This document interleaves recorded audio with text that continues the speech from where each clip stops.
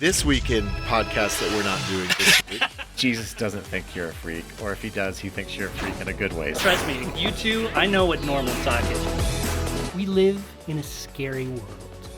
And as parents, we try to make our kids feel safe in that world. We check their beds for monsters. We try to make them feel safe and secure. We want them to feel protected. We want them to feel like there's nothing to worry about. So why is Hollywood trying so hard to scare them? And why do kids seem to like it so much? Welcome to the Plugged In Show, our regular discussion about all things entertainment and technology. I am Paul Acey, your not-so-ghost host, filling in for our dearly departed, at least for this segment, Adam Holtz. I'm joined by Kennedy Unthank, Emily Clark, and Jonathan McKee. Hello. Hello. Hey. Today we're going to talk about scaring kids. Not actually how to scare them, because that would be totally inappropriate for this podcast, but why they sometimes like to be scared and why Hollywood continually does its best to put them in goosebumps for pretty much this entire month of October. On to what we actually came here to discuss, which is scary movies for kids. It seems like lately we've seen a ton of them, and you've both reviewed, Kennedy and Emily, you've both reviewed quite a few of them lately. We've seen Hocus Pocus 2, we've seen Curse of Bridge Hollow on Netflix, we've seen The Monsters, we've seen Monster High, the musical. All these, of course, are designed mainly to make their audiences laugh, not hide behind the couch. But you still have those scary elements within them, and I think that kids are attracted to these movies because of those elements. Why do you think that is? Do you think that kids like to be scared? And if so, why? I think that's really just depends on the kid because, like, you know, I think about my older sister growing up. She loves scary movies. She loved being scared. The scarier, the better. And I, would take 3 days to watch a 2-hour movie because I would have to sit there and I'd watch like 10 minutes and then I'd go and I'd watch like a funny TV show for 2.5 hours and then I'd come back and I'll watch another 10 minutes, Yeah, I don't know. I was the same way. My older brothers, they loved scary movies. I did not. You just did not. I mean, even today, every time I go to a scary movie that I know is going to have a lot of jump scares, I'm always there like, See, I kind of like scary movies now, but I think that's just because I like it, like, when my heart races like that. It's like an adrenaline spike, so it's kind of fun. Yeah. See, I was one of those kids who really did like scary stuff. I really thought it was cool. It was sort of exotic for me, because my parents wanted me to stay away from all that stuff, and so I was attracted to it.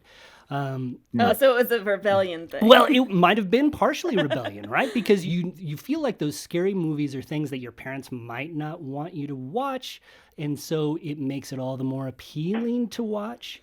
Now, I have read that psychologists actually say that a lot of kids like scary movies because it sort of helps them deal with fear in a more controlled environment. Like, I think that oftentimes we try to protect our kids from any sort of fear in their worlds, but kids just feel scared. There's a lot of scary things from what they imagine to what is really out there.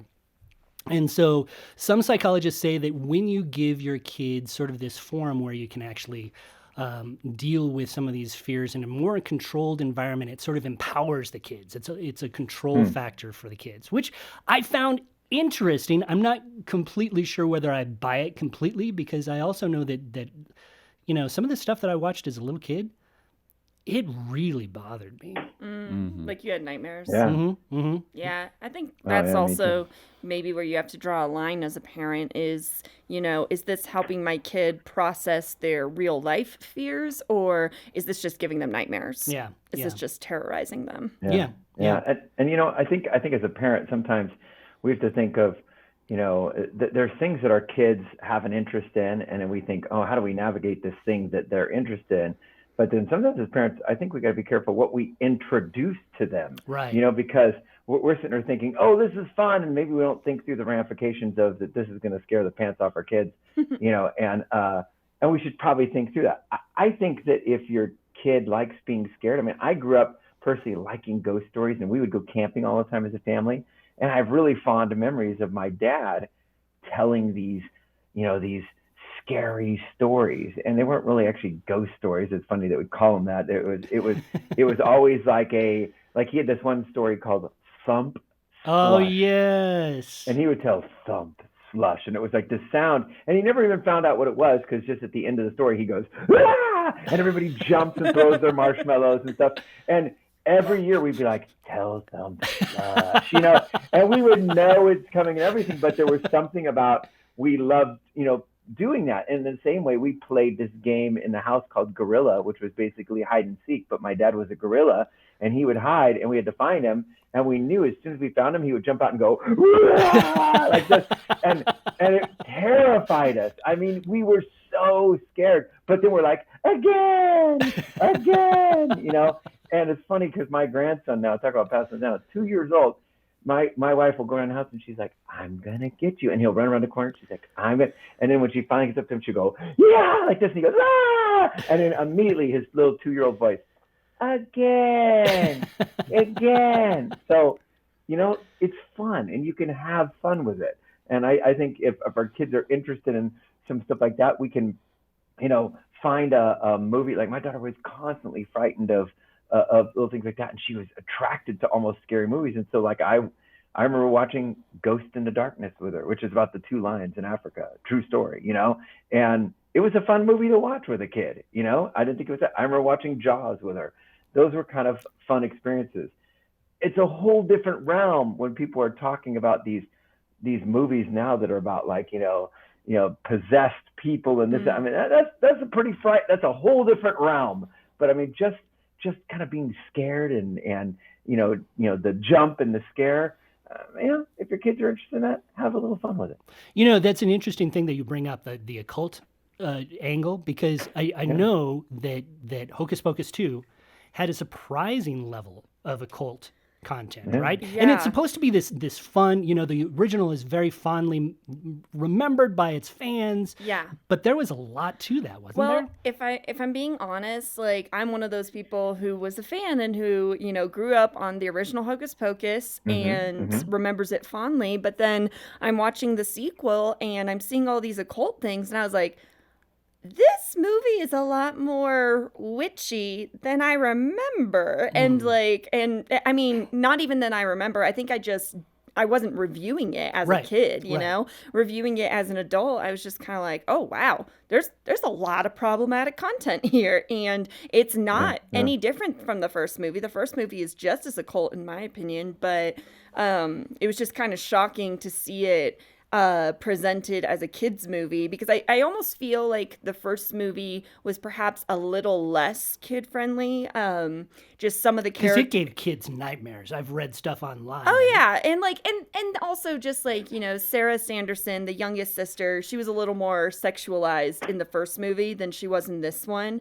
And just some other things between, like, in this one, there's 3 female teenagers, so there's no, like, romantic relationships happening. In the first movie, the older brother, he is trying to date this other girl, and so there's, like, again, that sexualized aspect of it in the first movie that, in my opinion, made it less kid friendly. This one, I don't know, but again, with all the occult stuff, it was actually kind of shocking, because I was like, if you're sending your kid to watch this, like, is it going to scare them like the first one? Probably not. Is it going to, put some ideas in their heads that maybe aren't healthy? Probably. Yeah. Speaking of the occult thing, again, you just watched Curse of Bridge Hollow, and you mentioned that had quite a few occult elements in it as well. Yeah, no, it was surprising, and you can tell the intent of the director whenever you're watching the movie. Like, their intent isn't to overtly push this occult stuff. Right. But, when you're watching Curse of Bridge Hollow, which, I watched yesterday, and the whole thing is about this demon who's trying to come back, and he's allowed to come back one night a year. He comes back on Halloween, and he essentially brings all of these Halloween decorations to life, and they start fighting the town. Wow. But at one point, they realize, oh, the only way we're going to be able to put away this demon is by using a binding spell out of this grimoire, which is a book of spells. They say, well, what happened to that book of spells, which was owned by a medium, by the way? They say, oh, well, we sold it to a Satanist. Oh, goodness. So we have to go talk to the Satanist who collects all of these Wow. occult things. Now, granted, spoiler alert, by the end of the movie, the Satanist converts to Catholicism because he realizes, hey, maybe I Maybe this shouldn't isn't the align right with track. the forces Yeah. of darkness. Yeah. But yeah, it's just there's Spoiler quite alert. a bit there. Yeah. They do seances, in order to obtain Sure. information from dead ghost. Yeah, So. yeah. So if you were talking to a parent right now, when you're talking about some of these movies that are made for kids, and I think that some parents might just put their sons or daughters in front of the TV without even thinking about it because they think this is kid friendly. How would you advise parents to navigate these kid movies that have these occultic elements? We sometimes do a disservice when we just say, well, Philippians 4, whatever is true, whatever is good, whatever is pure, because when we bring that up, if we want to really be true to that, we probably wouldn't watch any movies at that point. Because, those war movies, same thing.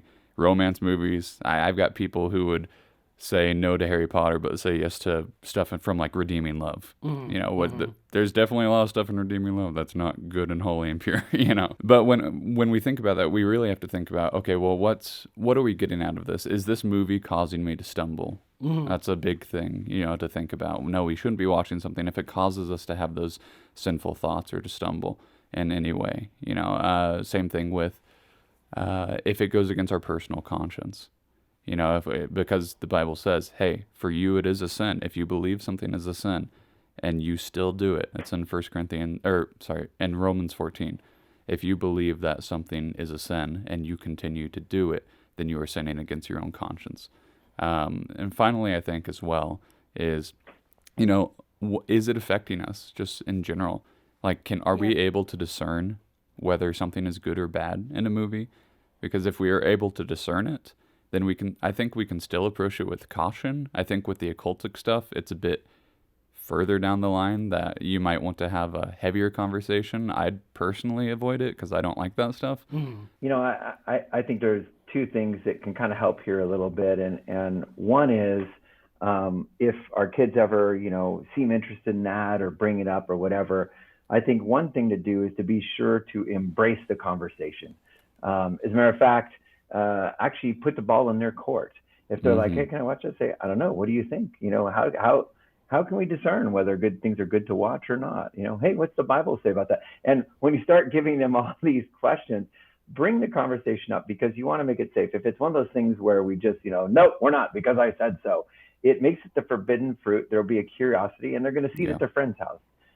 So talk about it, embrace the conversation, look for ways to dialogue about what we should and shouldn't watch. And that's where this podcast, you as our listeners, that we talk about this all the time and we have these dialogues. And so hopefully this might even give you some ammo for those conversations on how to engage our kids in these conversations and things we can ask them and stuff like that. The second thing is think of like that guy at the railroad station who shifts those tracks, and I don't even know what it's called, but when a train's moving down the road, they don't stop the train, but they shift it to where the train, instead of going down one track, they're still moving forward, but they just move to another track. Think of yourself as that operator of the tracks, because I had a daughter who was so intrigued by scary, and she's like, can we watch something? Can we watch something? And I would have those dialogues, and still she was like, so can we watch something? It's like it was still there, and parents know that happens.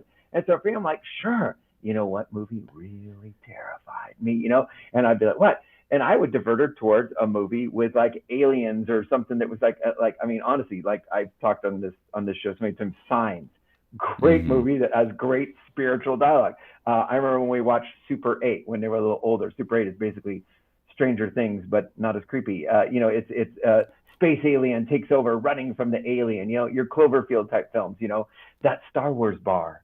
No, I'm just kidding. But, all those different, did it scare you as much as it scared me? Okay, sorry, I just referenced a nice 70s Bill Murray song, but only people my age are going to get that. But, honestly, it's, I'd say divert a little bit, because for my daughter, she loved it and it was fun. And we had some fun moments like with those types of movies, and it actually seemed to work. And she never was like, can we watch this one about the, sorcerer or the, and if she did bring it up again, I put the ball in her court. So tell me about it. What do you think? Is this right?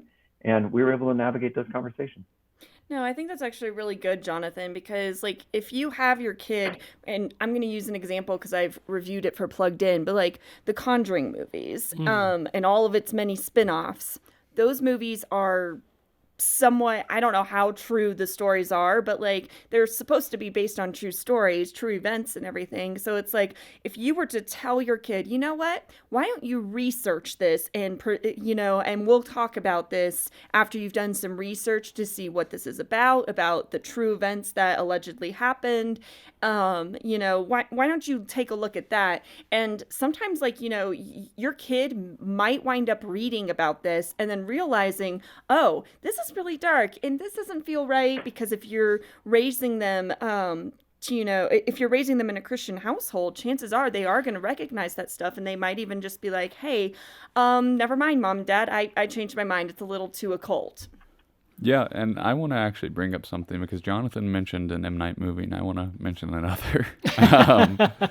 But when we talk about like scary movies, and, I think horror has this connotation in a lot of, especially in Christian minds, that it has to deal with the demonic and the spiritual. And that's not always true. And I think, we got to realize that the genre is just really wide.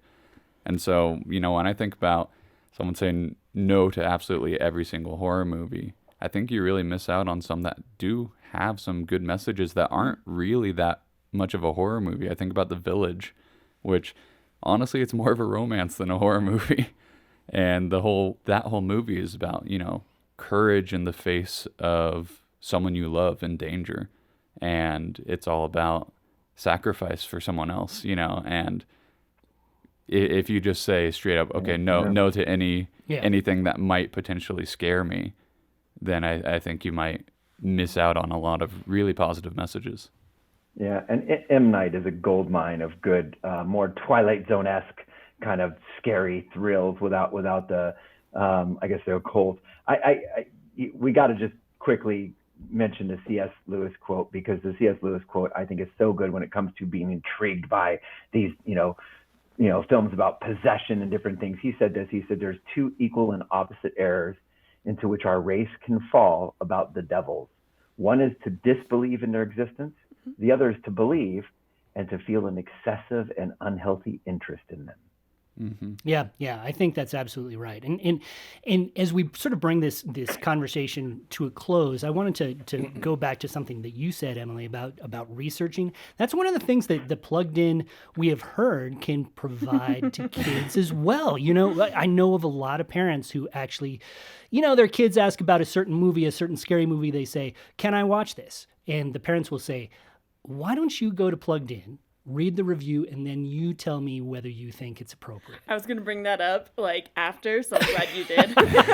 Because I do think that sometimes kids often are a little bit more aware of where their boundaries are than sometimes we give them credit for. And if we give them a little bit of ability to speak into those decisions, I think it can help make these conversations easier. Obviously, as we talk about scary movies, especially when we're talking about kids in scary movies, be very, very aware of what you are considering. Go to the Plugged In review, research the movie, and if possible, if it gets you a green light, if you feel like it's appropriate, sit down and watch with the kids too. Because again, getting back to what we talked about earlier, to deal with some of those frights in a safe space, there is no place more safe than in mom's and dad's presence. They can ask questions. You can deal with issues as they come up. If you decide to go down that road, be there with them. Make sure that they know that you are there with them every step of the way.